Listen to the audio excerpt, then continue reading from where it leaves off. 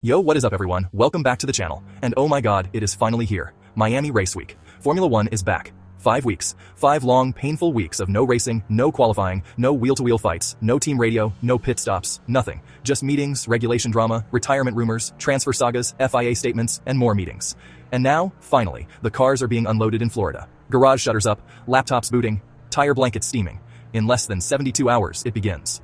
And I say most anticipated, with complete confidence. This is not a normal race weekend. Not just round 4.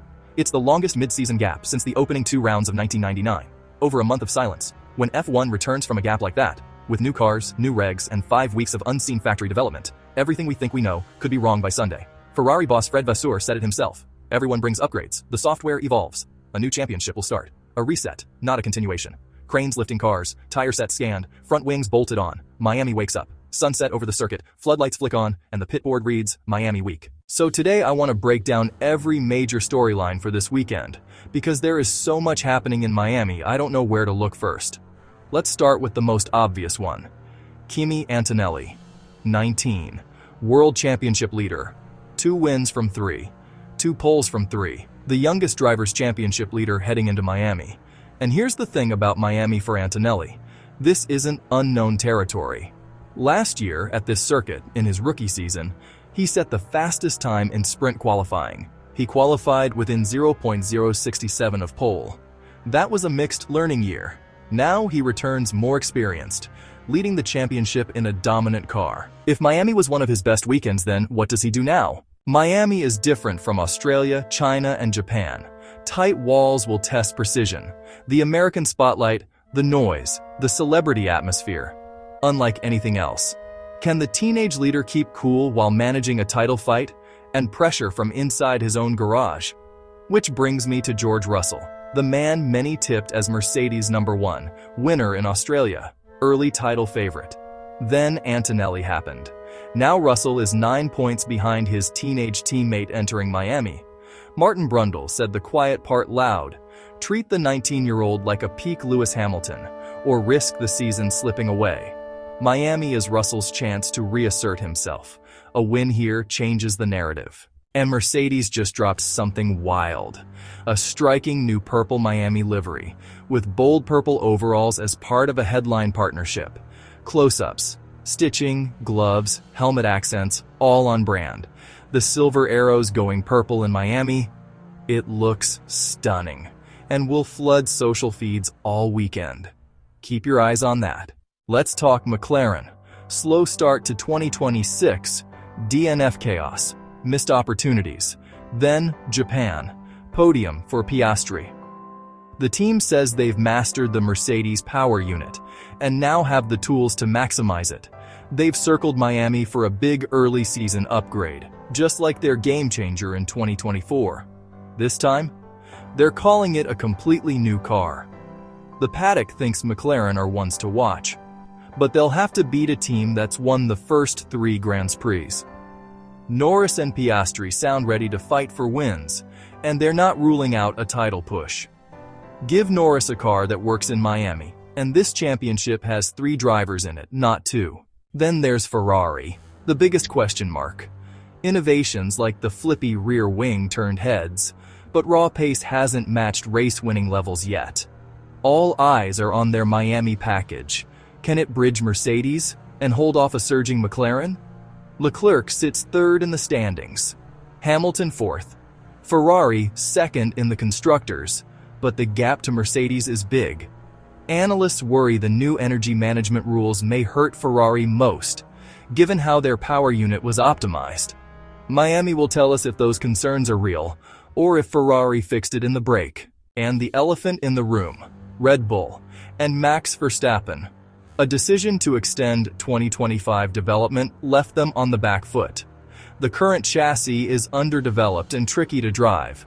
There's noise around retirements, key staff exits, and a car that hasn't hit the window yet. Miami hasn't been Verstappen's strongest track. Coming off Suzuka, Q2 exit, P8 finish, there's real pressure to show direction. Not a win, few expect that, but forward steps, contract decisions loom, and the next few races matter. Now, the regulation changes.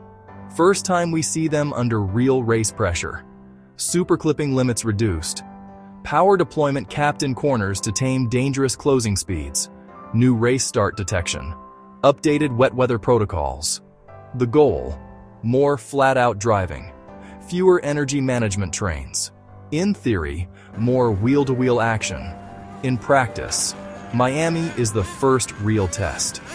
The sprint format adds another wrinkle. Teams must adapt on the fly across both Saturday's sprint and Sunday's Grand Prix. More sessions, more data, more chances for brilliance or chaos. The youngest points leader in history defends against his experienced teammate in a purple Mercedes. The reigning world champion arrives with what he calls a completely new car. Ferrari need a result to prove their pace is real. Red Bull need a result to steady the ship. A new championship starts now. This isn't just a race weekend. It's a reckoning. 5 weeks of factory work, simulator runs, wind tunnel hours, and bold design choices. Pay off or blow up. In public. Under lights, in front of hundreds of millions watching, answers arrive fast. I'll be covering every session this weekend. Here's the plan.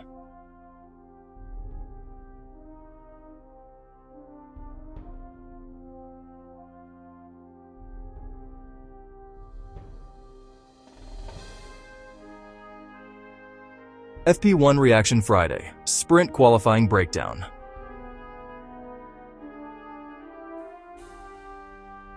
Sprint Race Reaction Saturday.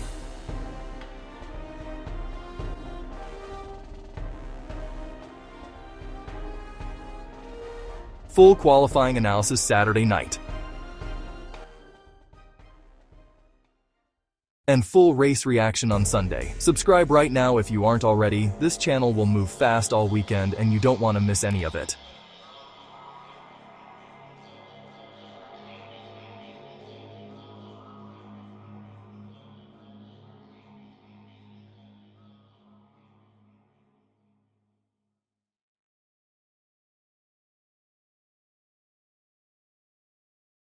Miami 2026. The new championship starts now.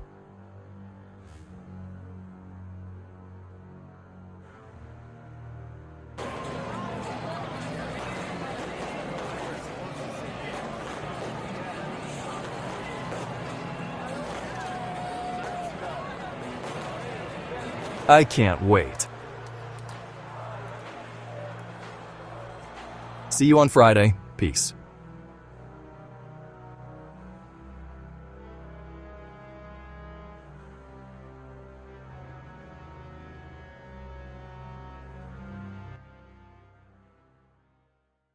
All the questions answer themselves in Miami.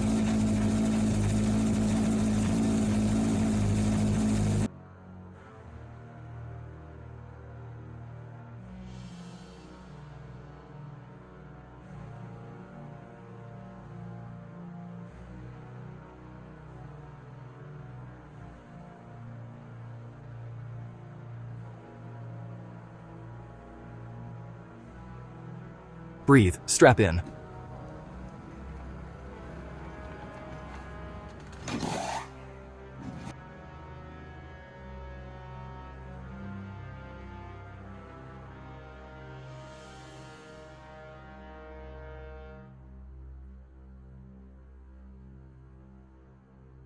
Let's go racing.